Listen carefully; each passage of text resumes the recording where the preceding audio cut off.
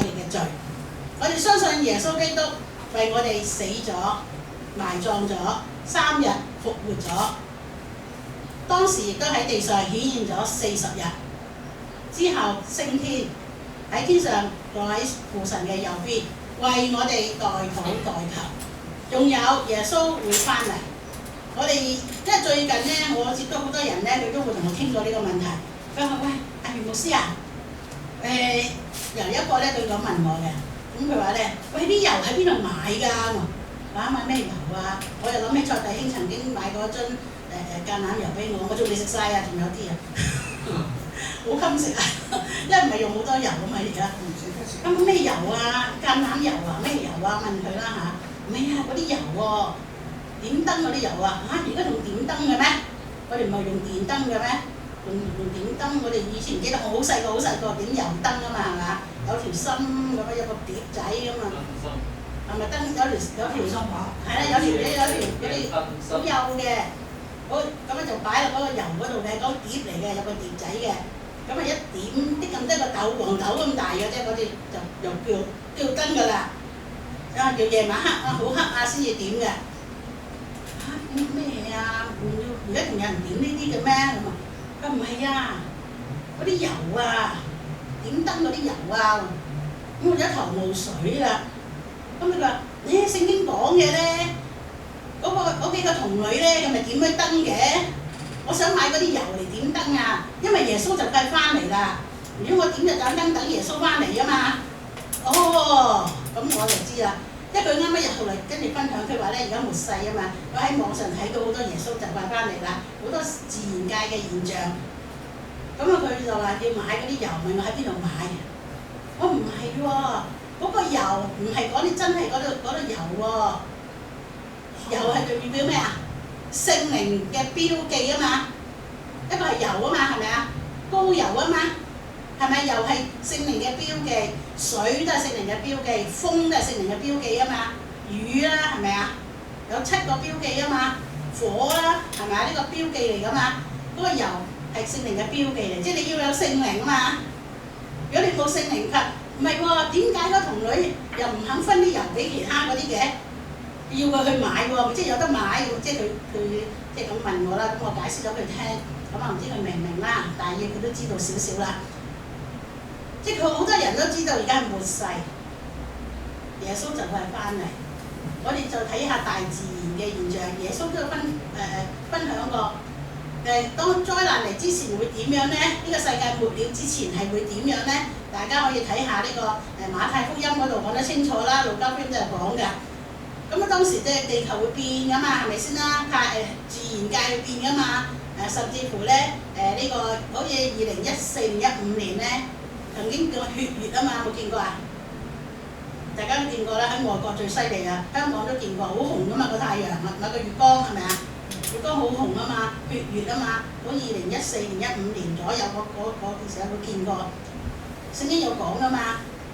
咁啊同埋有我哋知道民要攻打民，國要攻打國，有饑荒，有地震，有成好多啲自然界嘅災禍啊嘛。咁佢哋喺網上面咧，佢睇到佢話好驚啊！佢知耶穌就快翻嚟啦。佢話如果耶穌翻嚟咧，咁我點啊？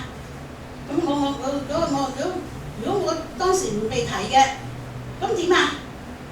唔知喺邊度提喎，所以我買定啲油，點就等耶穌睇到我。即係佢會咁諗啊！原來有人哋諗嘅嘢咧，你唔知㗎，係咪？你唔知佢諗乜㗎？咁我又即係同佢分享就網上嘅嘢咧，我有睇，但唔使盡信嘅，因為裏面所講嘅嘢咧，有時未必同聖經所講一樣嘅，有啲係似是而非嘅。咁你最重要睇聖經啦，係咪啊？聖經話冇人知道幾時翻嚟㗎嘛，那年那月那日，邊個知道啫？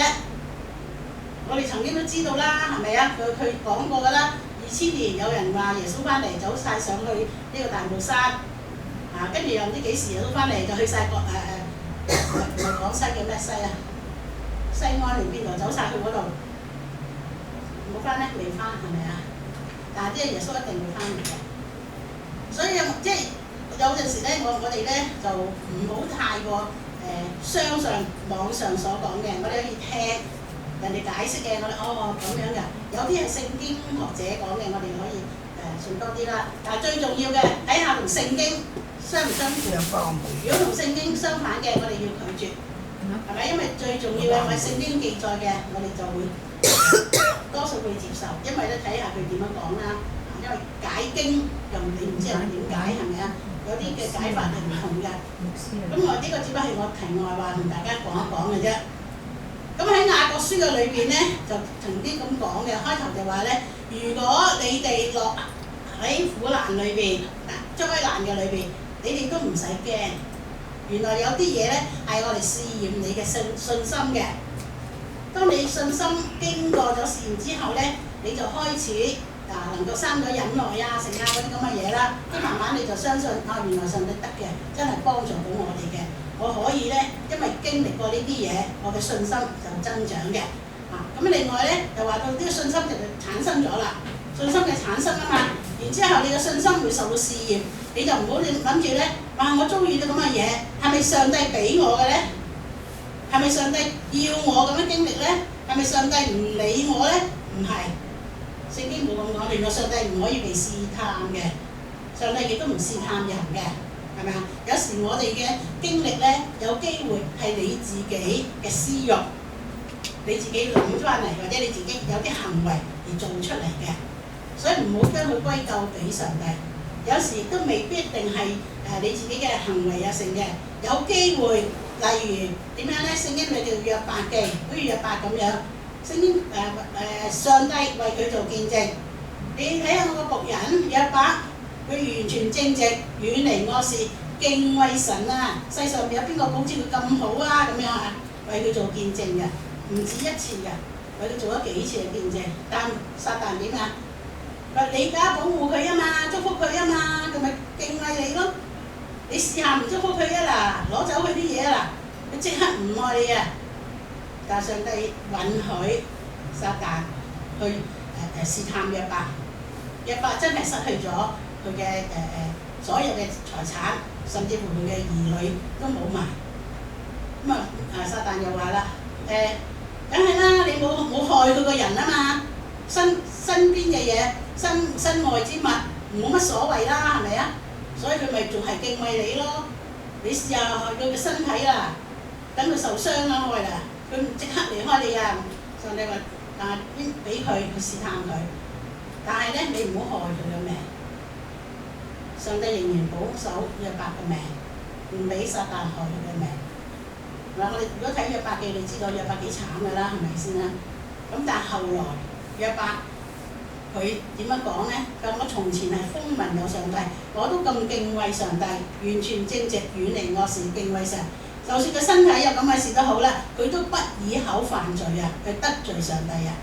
佢唔好得罪上帝，冇怨恨上帝啊。佢只話自己，哎呀，我咁慘，我不如唔好出母胎，我情願唔好唔出生啦。佢都冇話到上帝啊，點解你咁冇咁講到？但係上帝後來祝福佢，雙倍嘅祝福佢。咁我哋透過約伯記，有睇到一啲嘅問題。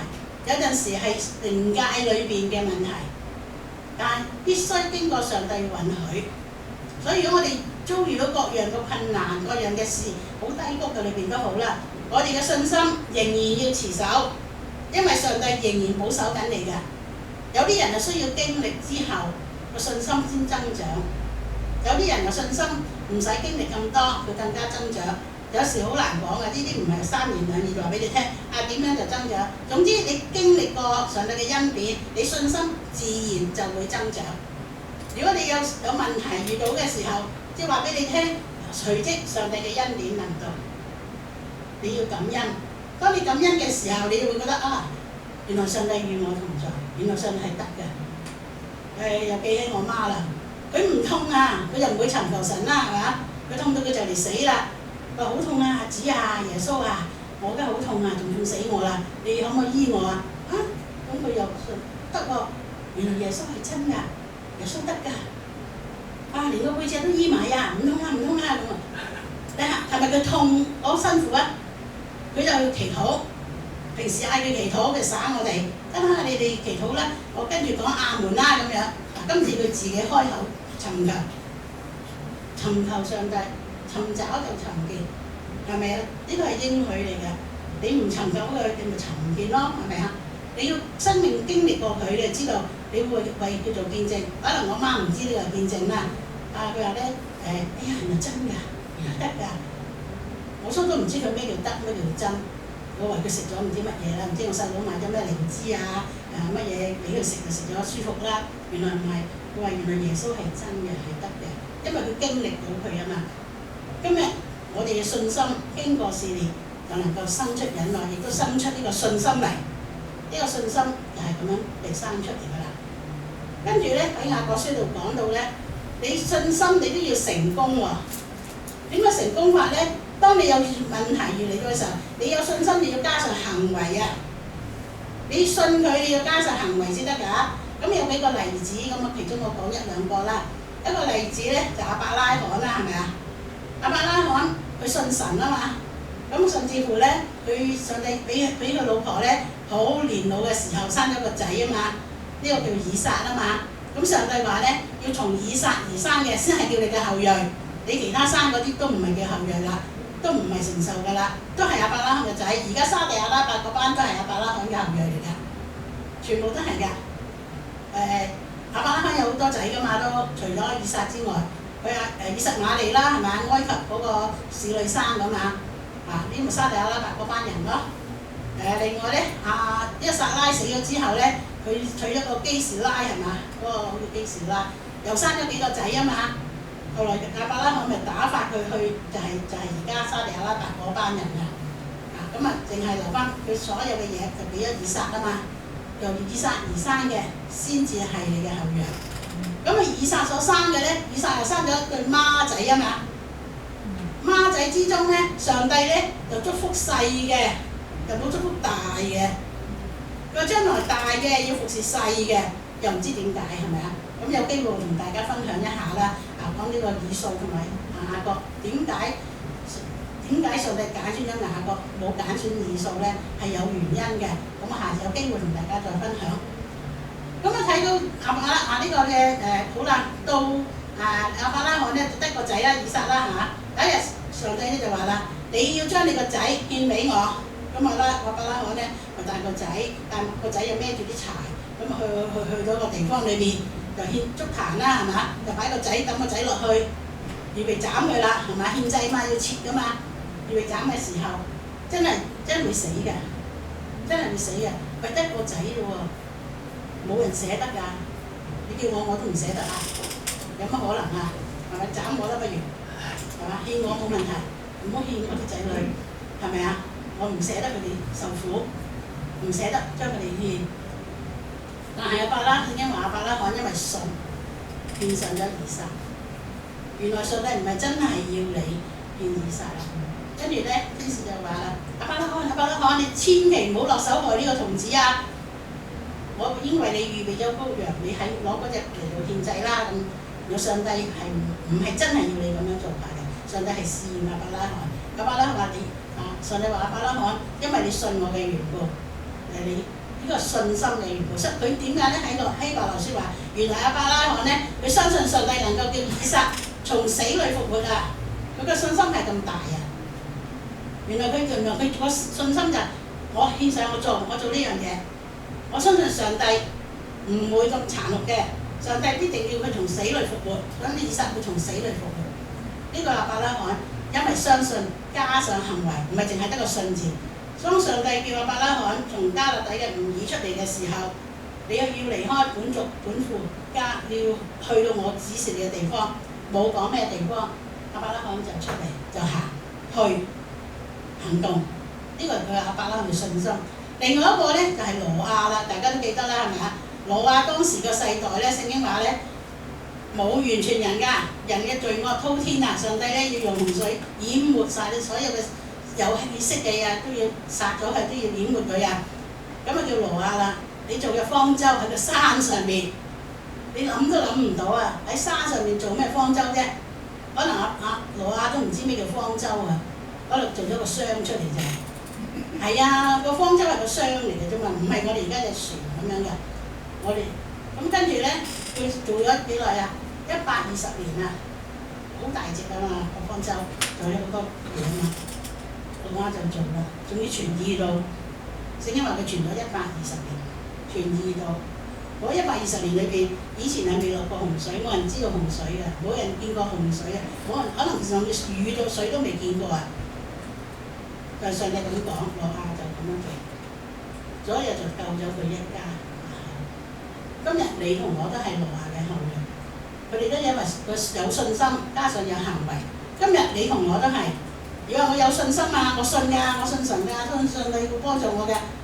但係咧，你另外咧又做一啲唔係神心意嘅嘢，咁你嘅信心喺邊度咧？我有信心啊！我相信上帝保守我㗎，我相信上帝有苦難臨到，或者有啲懼怕嘅嘢臨到，你好驚得好緊要。你嘅信心喺邊度咧？喺呢個雅各書咧話俾我哋聽，你有信心要加上行為嘅。你話你有信心冇行為，呢個信心係死嘅。所以上兩次我就同大家分享咗呢個信心啦。但係咧第二次就講到信心要加上行為嘅。